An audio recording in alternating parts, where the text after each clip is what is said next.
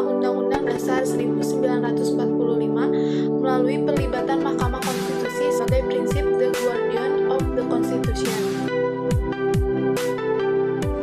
Latar belakang pembahasan di sini yaitu proses pembahasan amandemen Undang-Undang Dasar Negara Republik Indonesia tahun 1945 pasca reformasi mengatakan bahwa naskah perubahan Undang-Undang Dasar 1945 disusun dan dirumuskan tanpa melalui perdebatan konseptual yang mendalam. Para anggota MPR tidak memiliki kesempatan waktu yang memadai untuk terlebih dahulu memperdebatkannya secara mendalam. Selain itu, suasana dan dinamika politik yang mempengaruhi proses pembahasan rancangan itu juga sangat dipengaruhi oleh kepentingan politik yang terlibat di dalamnya. Keadaan ini menyebabkan pilihan-pilihan yang menyangkut kebenaran akademis seringkali terpaksa disampingkan oleh pilihan-pilihan yang berkenaan dengan kebenaran politik. Undang-Undang Dasar memberikan kewenangan yang sangat besar kepada Mahkamah Konstitusi sebagai pengawal Undang-Undang Dasar 1945. Dalam jurnal kali ini saya mempunyai rumusan salah satu, yaitu apa sih urgensi pelibatan Mahkamah Konstitusi dalam perubahan Undang-Undang Dasar Negara Republik Indonesia tahun 1945 itu.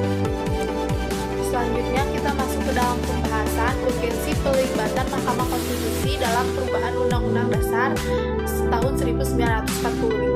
Salah satu hasil amandemen ketiga Undang-Undang 1945 adalah lahirnya pasal 24C ayat 1 yang menghadirkan lembaga baru bernama Mahkamah Konstitusi atau disingkat sebagai MK. MK secara konstitusional ditentukan oleh dengan 4 kewenangan, yaitu 1. Menguji undang-undang terhadap undang-undang dasar. 2. Memutus sengketa kewenangan lembaga negara yang kewenangannya diberikan oleh undang-undang dasar. 3. Memutus pembubaran partai politik. 4. Memutus perselisihan tentang hasil pemilihan umum. Perspektif pelibatan Mahkamah Konstitusi dalam Undang-Undang Dasar Negara Republik Indonesia tahun 1945. Poin yang kedua yaitu dinamika perubahan konstitusi Indonesia. Pengertian konstitusi menjadi luas dan tidak terikat secara tertulis. Kiranya dapat ditarik suatu renungan terkait nilai-nilai norma dan dasar. Gagasan mengatur dan membatasi kesan nilai yang secara alami muncul karena adanya kebutuhan untuk merespon perkembangan peran relatif kekuasaan umum dalam kehidupan umat manusia, kemudian dikembangkan menjadi paham yang disebut konstitusionalisme. Konstitusi itu adalah resultan dari keadaan politik, ekonomi, sosial, dan budaya ketika konstitusi itu dibuat. Oleh sebab itu, konstitusi menggambarkan kebutuhan jawaban atas persoalan yang dihadapi ketika itu.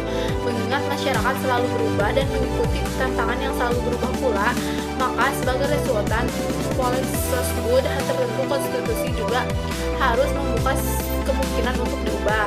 Hanya saja masa berlaku sebuah konstitusi harus lebih lama dan perubahannya harus lebih sulit dari perubahan undang-undang. Selanjutnya membahas mengenai kelemahan hasil amandemen Undang-Undang Dasar 1945. Di antaranya 1. Kelemahan perubahan Undang-Undang Dasar 1945 dari segi proses. 2. Kelemahan perubahan Undang-Undang Dasar 1945 dari segi substansi. 3. Eksistensi MPR sebagai lembaga politik. 4. Perwujudan MK sebagai the guardian of Constitution. 5. Penguatan checks and balance system. Next, di sini saya akan membahas mengenai eksistensi MPR sebagai lembaga politik. Dilihat dari aspek filosofis pembentukan MPR, maka dapat dilihat bahwa sesungguhnya desain awal MPR adalah sebagai lembaga politik yang mempresentasikan kekuasaan rakyat sebagai pemegang kedaulatan. Oleh karena itu, keberadaan MPR sebagai lembaga politik yang secara konstitusional adalah lembaga yang melaksanakan perubahan terhadap Undang-Undang Dasar NKRI 1945. Merujuk pada Undang-Undang Dasar 1945 yang telah mengalami perubahan sebanyak 4 kali, lembaga-lembaga negara dapat merumuskan politik hukum nasional, yaitu 1. MPR, 2. DPR. MPR dapat merumuskan politik hukum dalam bentuk undang-undang dasar. Setelah perubahan ketiga Undang-Undang Dasar 1945, MPR tidak lagi sebagai lembaga tertinggi negara, tetapi hanya merupakan sidang gabungan yang mempertemukan DPR dan poin yang terakhir yaitu perwujudan MK sebagai the guardian of Constitution.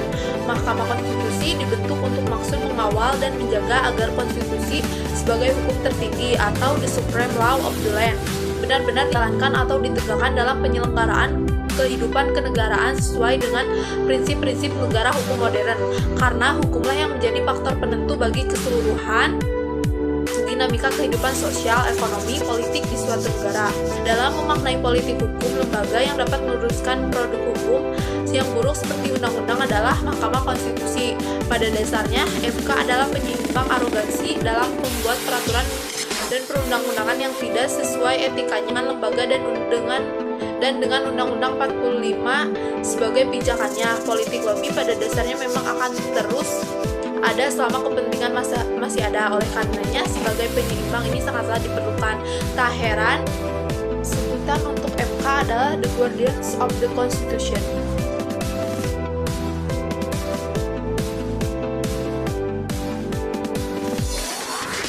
Mungkin hanya itu yang dapat saya presentasikan, kurang lebihnya mohon dimaafkan.